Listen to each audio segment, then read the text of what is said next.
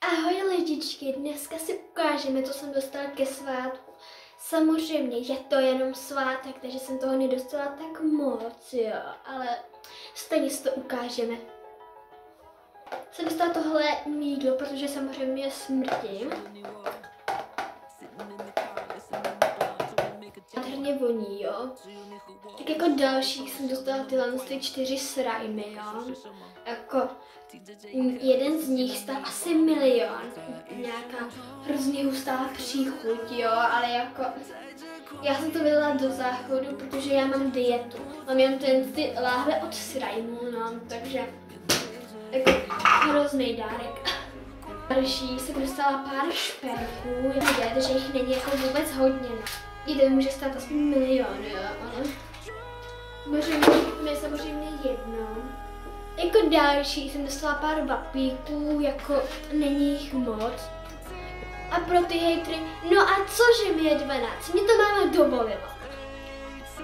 20 cm dlouhé nechty po ukázku 1 000 000 korun na nechtový salon nechtíčky od Petřičky.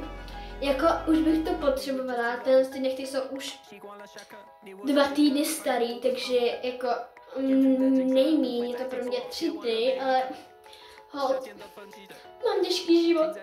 Kosmetickou taštičku, jako se všema věcma. Máme něco pod očima, takže do 3 hodin do rána se koukám na TikTok. Jo no, tak tohle to je. A je mi jedno, že mi je 12. Mně to takhle mnohem víc sluší. Voňavku Insta Prpert Smraďoch, tak ji rovnou vyzkoušíme.